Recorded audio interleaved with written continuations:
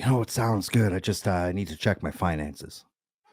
Who checks their finances? Who doesn't know how much money they have in their account?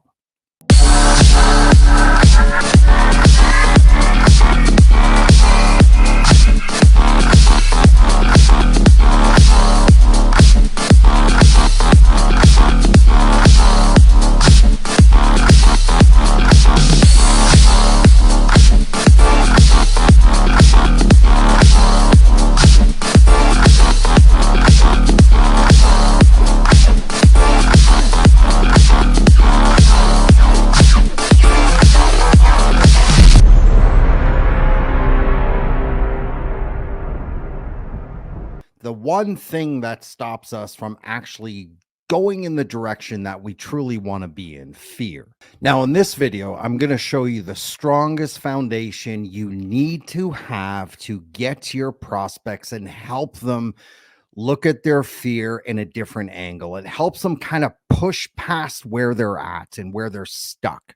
And who knows, maybe you're a coach selling something communication. Maybe you're a communications coach.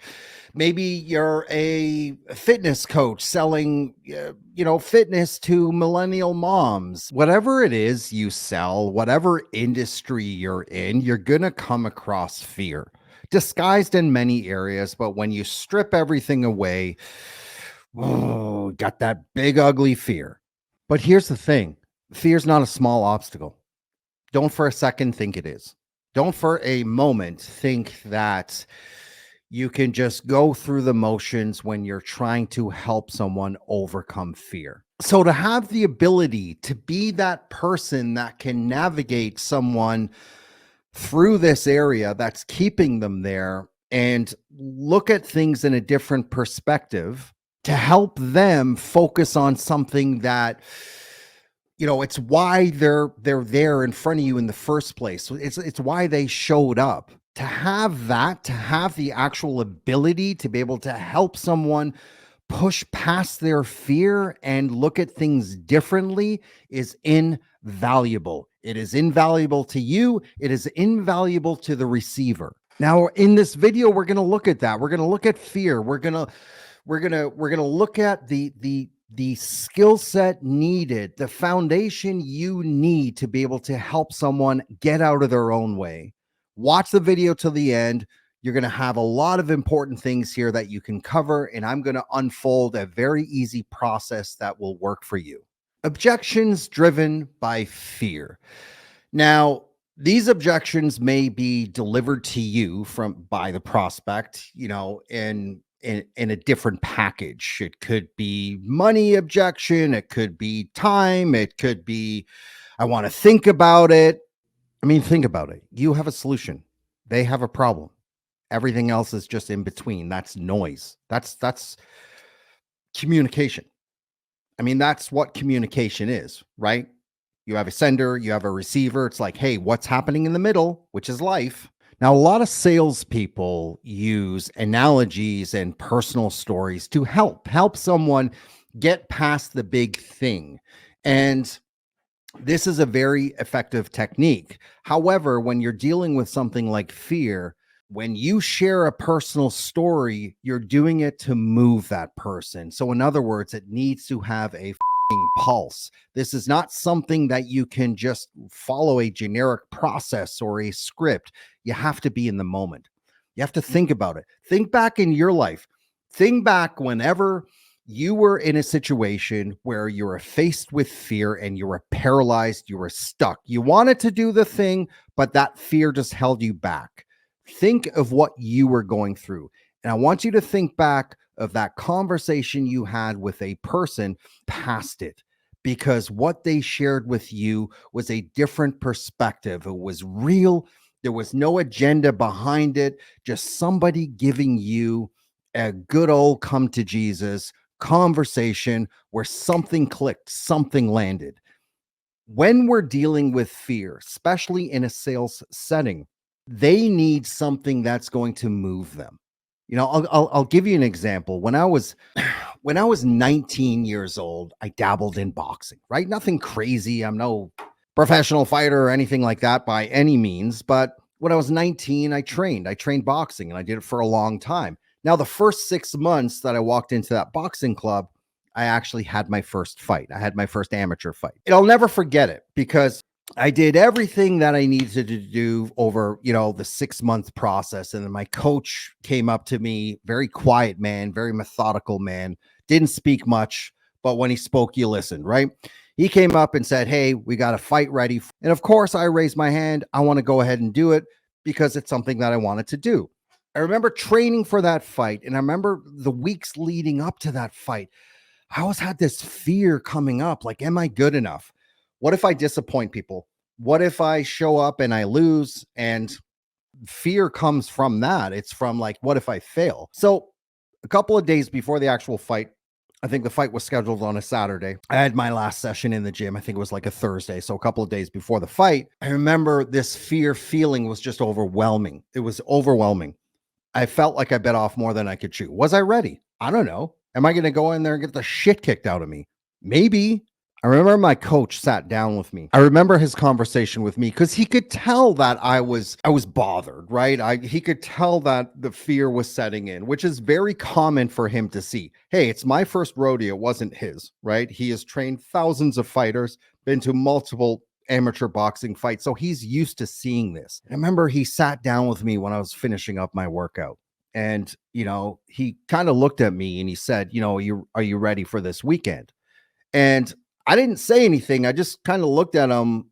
I didn't have to say anything. And then he kind of picked up on where I was and what I was feeling. And so his response was, listen, you've been training the last 6 months. Okay, you've showed up, you've done the work, you've prepared yourself. I'm going to tell you something right now, Scott. Most people don't make it to their first fight. A lot of people will come in, they'll, try boxing as a hobby, they'll try this, they'll try a little bit of sparring, and then they'll get deterred. It's very few people of the bigger picture that actually compete and then you've got people that go to professional levels and stuff like that. But he said, like, most people don't make it this far. And the ones that do, and they have their first fight, they don't necessarily always show. They don't necessarily always show up.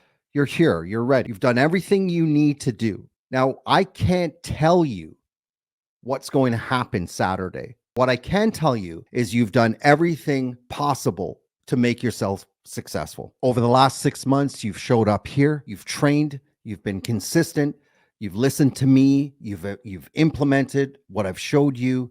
You're ready. I'm very confident that you're ready to go in there Saturday. I'm very confident that you're going to be able to carry yourself and do very well. Is the other guy going to do that? I don't know. But I can tell you right now that you have done the work. And that's the hardest part.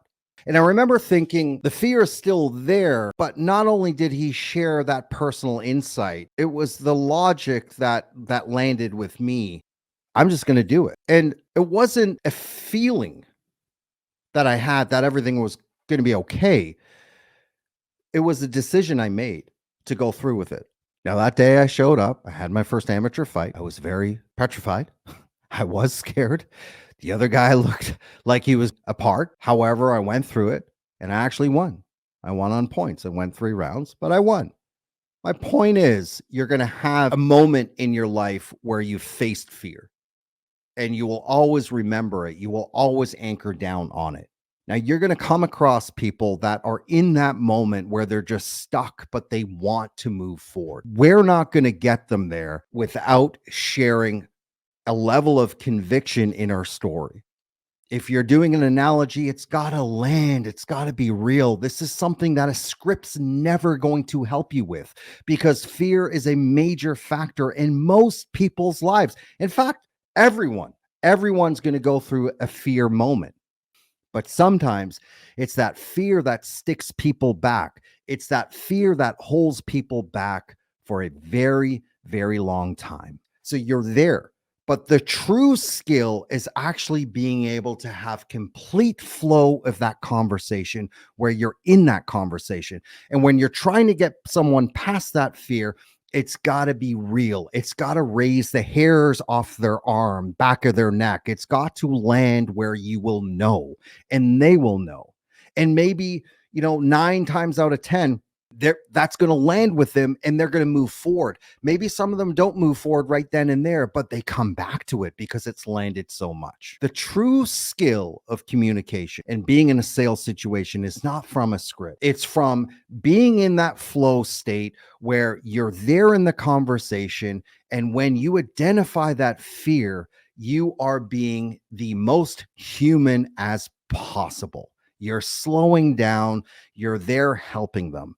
You don't have an agenda. You're not pushing a product or talking about pricing. You're there with them. It's like having a conversation with someone you truly care about. And these conversations they're not all rainbows. This is where the real conversation comes in. This is where people will dig down deep. This is where you will land that will actually change their perspective. It will change their thought process. They will no longer want to stay where they're at, and they'll identify they need to break that pattern. That's a proper analogy. That is a proper personal story that's changed someone's life. And you're not going to get that by just going through a generic process. It's got to come from you because your prospect will pick up on that. Fear requires more.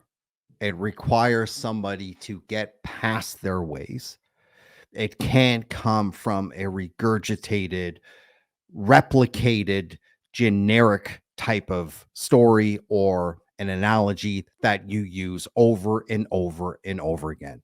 Those moments in your life where you've been stuck and paralyzed from fear and you've did a breakthrough from an analogy that somebody shared with you that had weight, or a personal story that someone shared with you that moved everything for you so you could overcome that fear. It motivated you. It gave you goosebumps. That's how you're going to get someone out of fear.